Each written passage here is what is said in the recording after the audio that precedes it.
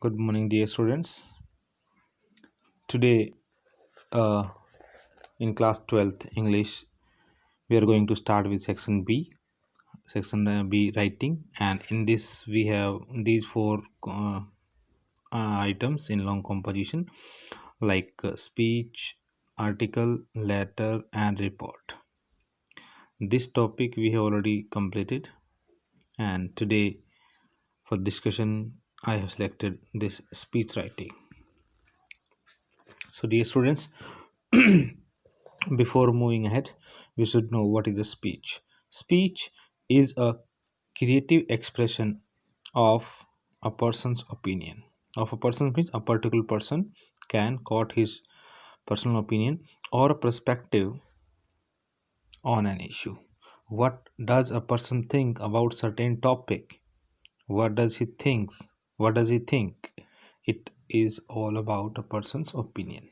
So, uh, next step is format. In this format, it has four main parts. What are the four main parts? Like first one is salutation, a formal address to the audience. Okay. Second one, introduction of the title. This one, see, this is the one that is counted for the complete format, and it is for uh, the starting of the for speech. This is second one, introduction of the title. The real speech gets started from this point, dear students. And in third part, development of idea. This is the main part, or you can say the sole part of a speech. Here, what do we generally include? In this part, we write negative and positive points regarding the given title. Second one, question tag. If it is possible, so we put one, two, or three, maximum three questions if possible. If you think that your content is so powerful and you can create at least three questions, so you are free to put three questions, maximum three questions. Then examples well known. Well known means you should quote one, two, or three examples which are well known to the public. It should be very long. Then underlining, if you think that your quotation somewhere or the example or your question tag is most important as far as the content is concerned, so you can underline the particular point. Otherwise, you can quote like this double quotation, inverted commas, you can put your thing in between.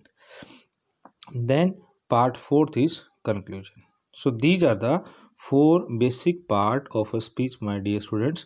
First one is salutation, then introduction, then development of idea or sole part you can say, and then third one is conclusion. Now let's have a look on salutation. Actually, salutation is what? Salutation is being counted in a format, as I told you. See, how should we write an impressive salutation? Like a very good morning to our suggested chief guest. See what I have written before this particular post. I have written one adjective. This is suggestions. One, then comma, prudent guest of honor. What I have written second one, prudent. Okay, these are the post. Then dexterous principal sir. See this one again I have put dexterous. Then unbiased jury members. Jury members mean judges. Okay, and I have written unbiased. Unbiased means without any partiality, you can say. Then laborious and talented teachers. And before the teachers, I have put two adjectives: laborious and talented. And all my dear friends. This is for your classmates or the friends. Then today I XYZ. XYZ means here you should write your name. Today I XYZ am here to express my point of view on the topic. Here you should write like this, and then your topic will come in single inverted commas, like your topic should be there. Kindly lend me your ears, here I start. So dear students, this is complete a formal salutation that is for 1 mark. Okay, so this is for 1 mark. Now second one, introduction. As I told you, we have 4 main parts. Salutation we have completed. Now introduction of the title. Now this introduction should contain catchy introduction. This should be a catchy introduction. It means whatever you are going to write in a speech, this is the one part in which the audience creates a platform about your concerned topic. Okay, dear students, so this should be very catchy, and this is one is the first paragraph of the speech. As I told you, the real speech gets started from this point. Now this is the main point. As I told you, sole part. Okay, so in this part you are to write positive negative points, question tags, examples, underlining or quotation. So whatever you have, this is the main point that gives an impression to the examiner. Now third one is conclusion. In this conclusion, formal thanks to audience. This is the last step, beta, but before that, what should you include? It should be written like that: common things about the topic, or simply I should say some kind of suggestions if there is any evil in the topic. If there is an evil in the topic, you should go for suggestions, and by the end of the speech you should say formal thanks to the audience. This is the main part that comes where at the very last of the speech. So this one is the complete one. Now I talk about marking scheme.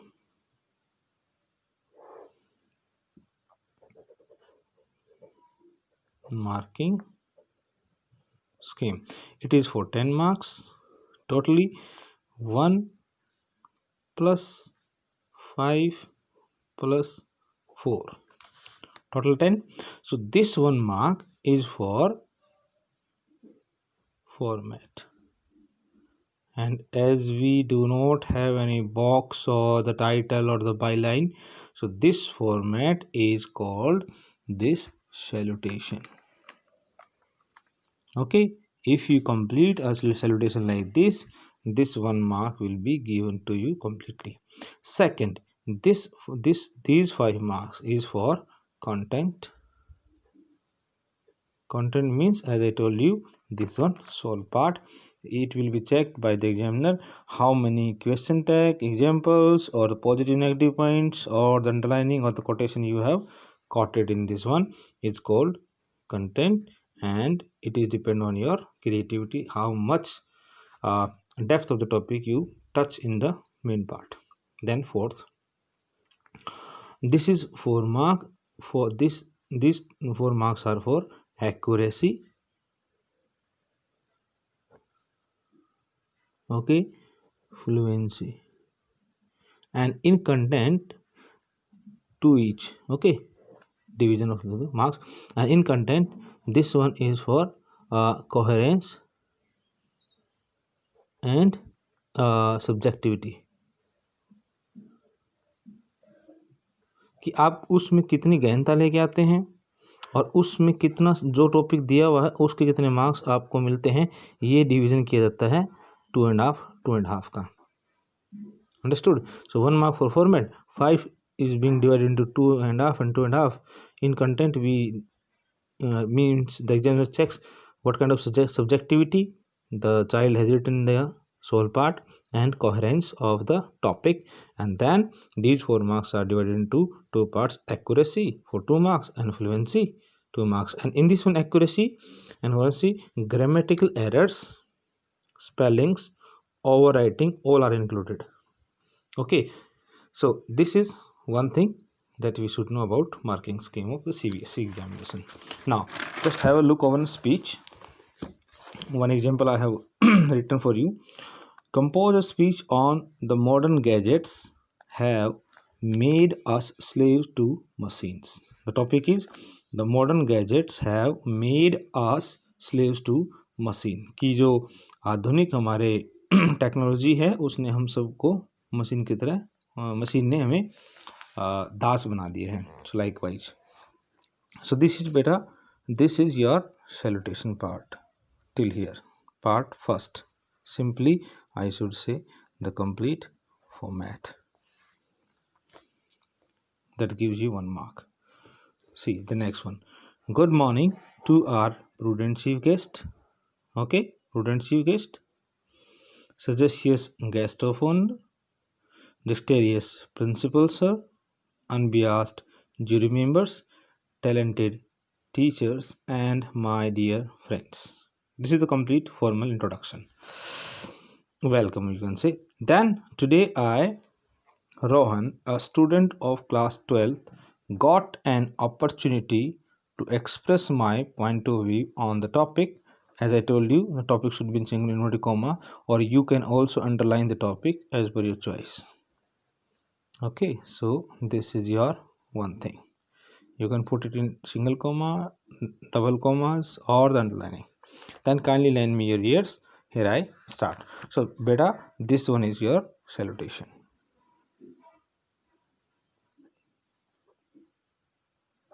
Then next one, introduction. Get start from there. Introduction should be very neat and clean, in which the audience gets to know on which topic the child is going to deliver the speech. In this modern era, it is a well-known fact that since the dawn of civilization, man has been making things for his use. Understood? So since the modern era is concerned, man has used many things for his use, like stone tools, etc. As the civilization has progressed, efforts to make modern gadgets have also increased. Means year after year we got increased in use of technology. Advancement in science and technology ushered in the era of machine. Means this advancement in science and technology changed us into machine era. Today we are living in the age of machine. Everything from a tiny needle to highly advanced space technology is done through numberless and complex machineries. Means from a short thing like tiny needle to highly advanced space, everything is done by machineries. There would be no exaggeration in saying that today life would come to standstill, means silent, if gadgets are taken out of it for a moment. It's right. It's right that if the gadgets are taken out of our life for a moment, we became standstill. Ironically, this is the compound word I have used here. Ironically, from doing things in kitchen, from our kitchen to higher ones in industrial units, all things depend on machines. Okay, from kitchen to the higher one level, everything depends on machine. For example, I have given an example like that. We break out our day with the ringing of alarm, isn't it? We get up with the ringing of alarm and go to bed by wasting some time on mobile or TV screen. So see, this alarm is also a machine, this mobile and this TV screen also a machine. So our day gets started with the use of machine and our day gets end with the use of machine. Then this is really called a slave. It has made us a slave that we are, in which we are. Then consequently, as a result, human health has deteriorated to a great extent. इसे क्या हुआ? Main drawback जो क्या हुआ? Health का हुआ. Does this technology allow us to stay physically fit? No. See, this is the question tag. You can underline over there if you want to highlight your question. No, never. All know that physical labor is essential for good health. Everybody knows this thing.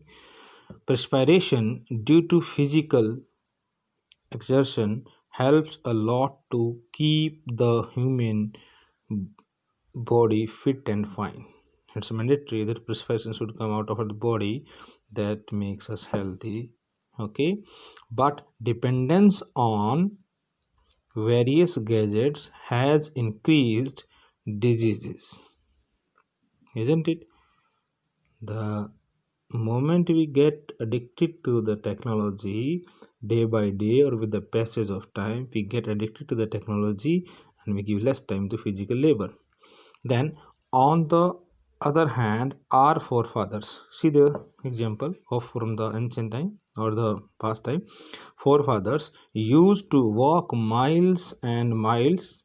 That's why they used to be fit and fine. But today we need a vehicle. This is the example. See, but today we need a vehicle to cover even a short distance. We use bike or scooter or the scooty even for a short distance. We uh, hardly go on foot. Then, basically, what machines have made of man? Nothing but a puppet in the hands of technology. We are just puppet because we are too addicted with the technology. Today, man has become a robot, isn't it? We are a robot, a slave to machine, isn't it? Emotionless, we are emotionless, and devoid of all human values. A machine does not have any emotion. A machine does not have any human value. That's why we also became human being without human values. R.F. Raffle, a great writer of English literature, R.F. Raffle has written in his great work of art. He has written a chapter or a fiction, Machines and Emotions. And in this one, I just tell you, beta, in this one, R.F. Raffle has quoted some quotation from the atom attack at Japan on Nagasaki and Hiroshima, in which he describes that how machines has looted our emotions and they have become us emotionless. So, dear audience, we should use technology at a certain extent where we do not feel any sense of dependency. It means we should use technology at a certain level and also stay physically, emotionally, and spiritually fit. It means by the end of the speech, it is given a suggestion that we should use technology but not for the higher level, so that we can be fit physically, emotionally, and spiritually fit and fine. Okay, so this is the ending, the third paragraph. And lastly, this is a formal thank to the audience. Thank you very much. So this is the last one. And in this way, this example I have shown to you. The topic was the modern gadgets have made us slaves to machine. So this is the again salutation. This is the first paragraph. This is the sole part that ends over here, and thereafter the conclusion of this one, and lastly the formal thanks to the audience. Fine, dear students, so that's all for today. Next time I'll see you with a new writing section. It will be article writing. Fine. Okay, dear students, just have a look over there and understand each and everything. If you find any problem, just put your comment over there. We will get back to you. And apart from that, I will give you some examples to be solved at your home. Thank you. Thank you. Have a good day.